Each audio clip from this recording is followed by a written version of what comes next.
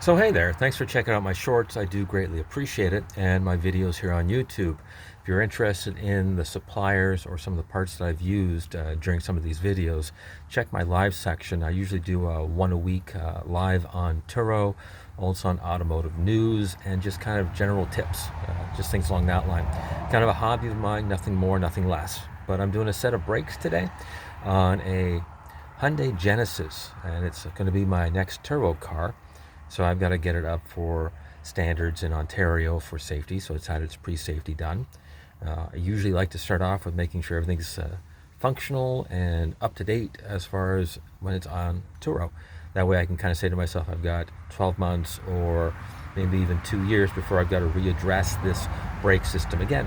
So let's take a look. I'm midway through the job. I don't do a DIY. I don't do brake work on the internet because there's a ton of guys out there that do it with professional studios and walk you through the whole thing, whereas I'm just a guy in my driveway.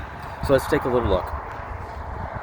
So what I like to do once we pull everything apart is I like to go over the backing plate with a little Rust-Oleum.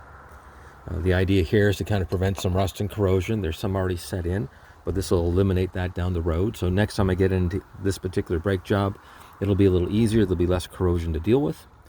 The rotors that I'm using today are coated, and this is what I suggest that you use for the rear, mainly because it holds up a little bit better in an area where they throw road brine and salt on the road. So next time I have to pull it apart, it won't be as bad as it potentially could be. I also like to get in, we service the caliper. So again, we've checked the little dust ring on the outside, it's all good.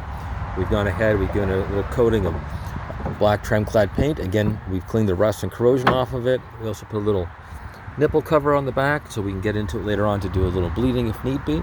So again, when you're doing your brake work, it's a good idea, or you're doing your seasonal tire change, to check all this over for rust and corrosion and clean it up when you can. When you can do that, you're going to make the brakes last a lot longer. To give you an idea, these are the old ones, the old shoes. So they've just been rusted out. Same thing with the pads, lots of pad life left on it, but they were never really serviced. So it's one of those things where time was the factor on this, not wear and tear.